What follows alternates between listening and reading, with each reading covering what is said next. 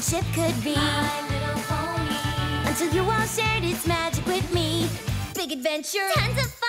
A beautiful heart, faithful and strong. Sharing kindness, it's an easy feat. And magic makes it all complete. You have mine. Did you know you're all my very best friends?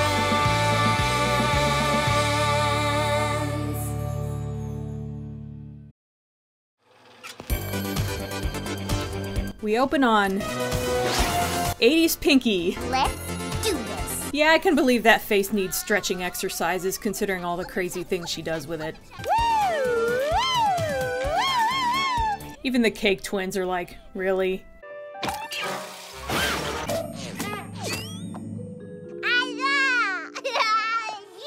I guess getting them to smile was the goal all along. Morning, Daisy Joe. You here to pick up some cookies to go with your milk?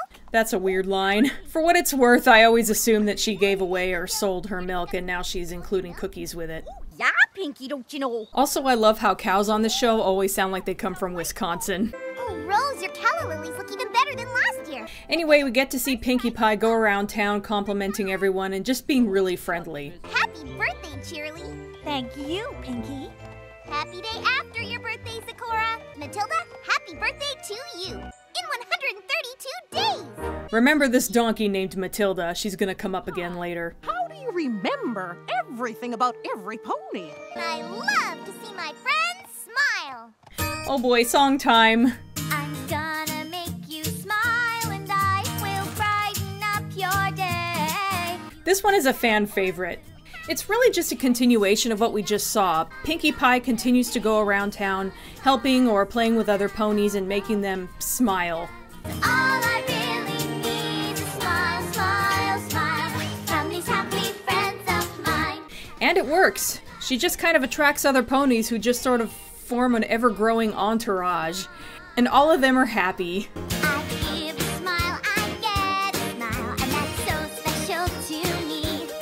It's embarrassing, but this song actually makes me tear up a little. It's not just happy, it's so pure and perfect. Let it begin. I'm sure Applejack really wanted your face on the side of her barn, Pinky. The gist of it is that Pinky makes others happy because doing so makes her happy. And she needs to be able to do that. It's important to her.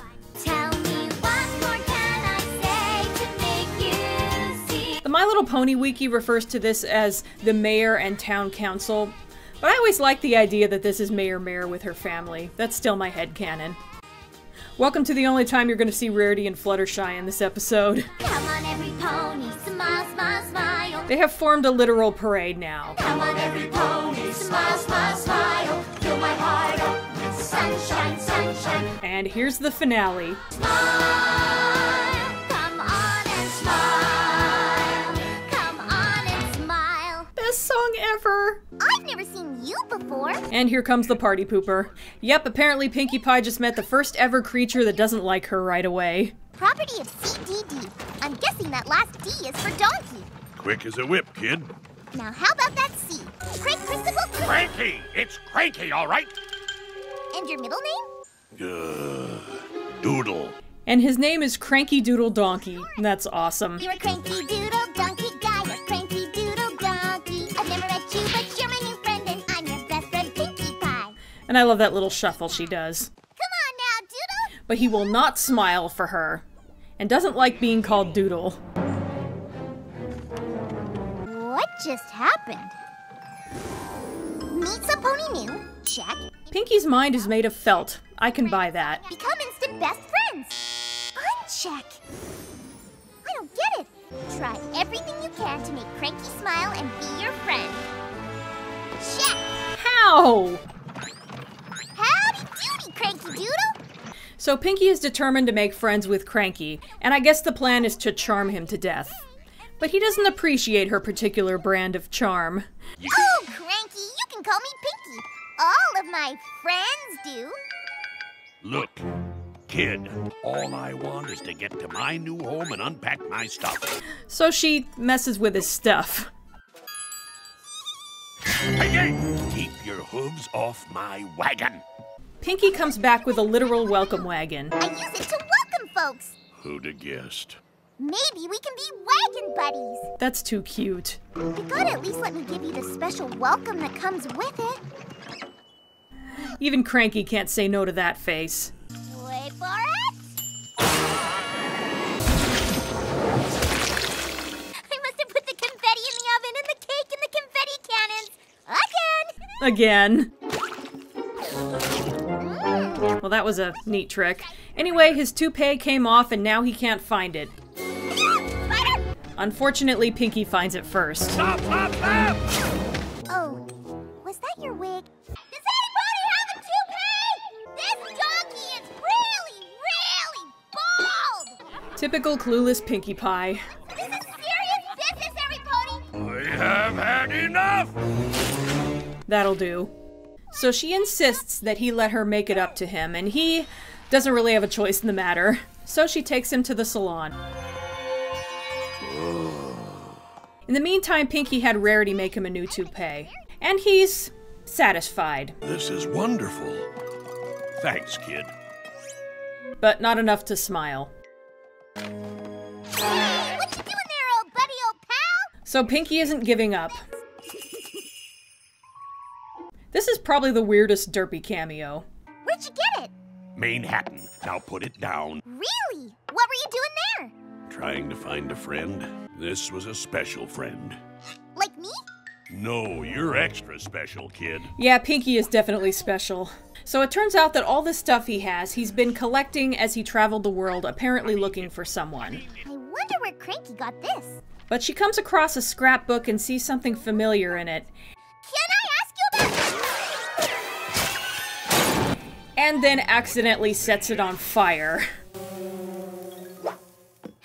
There! All better?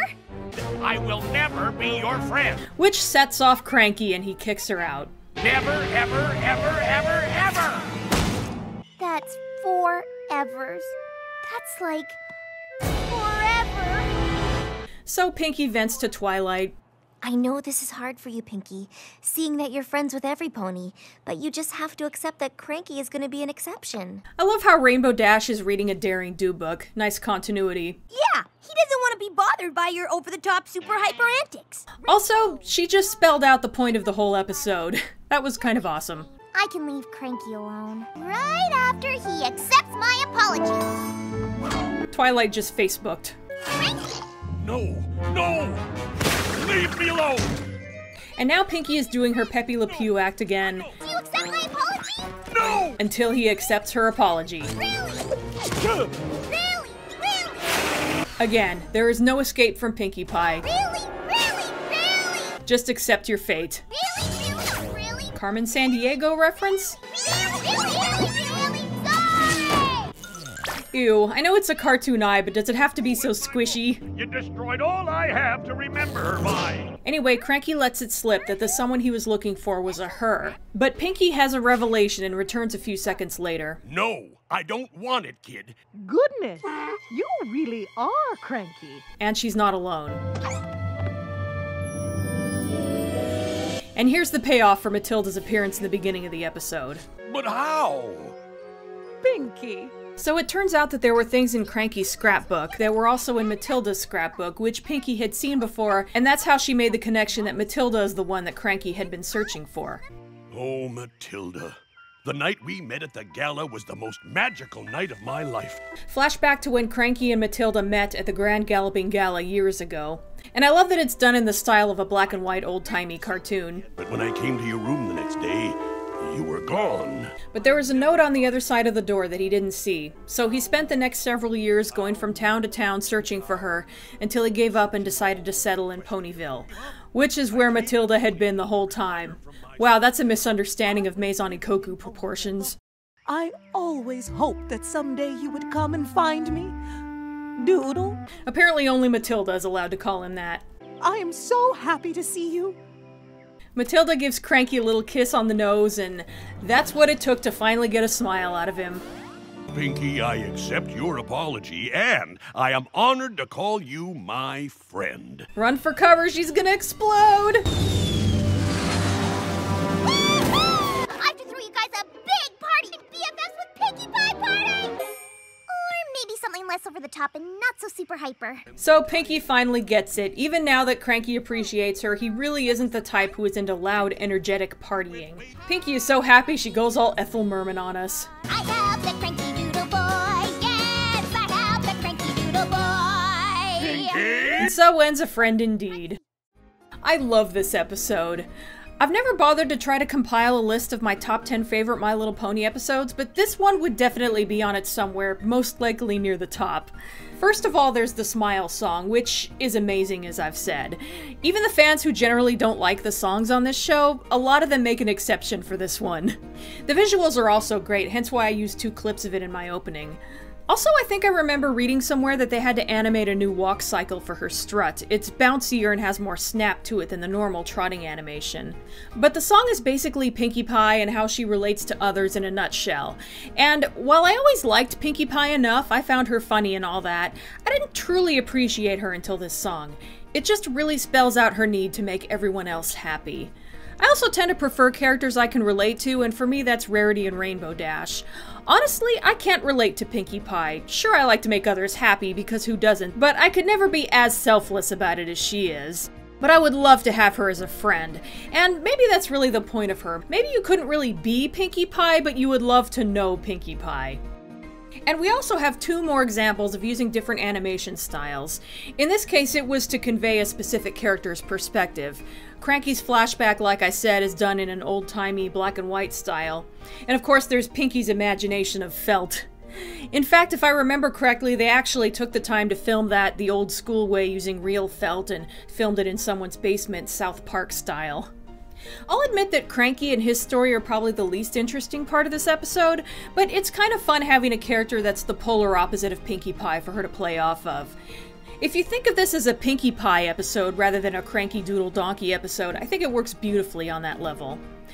I know I use phrases like a lesser cartoon would have done this another way a lot, but I think it's an important point to make, so as long as this show stays a cut above the rest, I'm never going to stop saying it. That said, in the case of this episode, a lesser cartoon might have had Cranky be in the wrong and had him realize in the end that he was being a big stick in the mud and he'd learn to have fun. But I love that this episode doesn't go that way. Again, it's a Pinkie Pie episode, so it's her lesson to learn.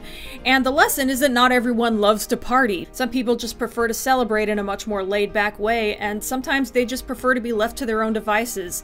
And if people want to be friends with them, they need to respect that.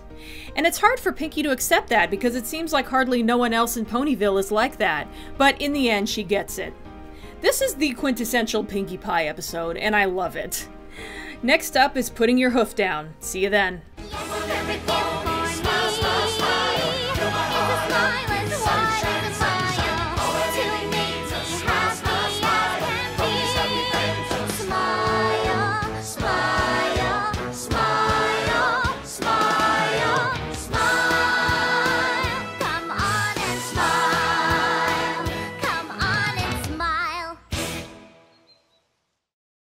Oh, you're sorry. Well, then everything is fine.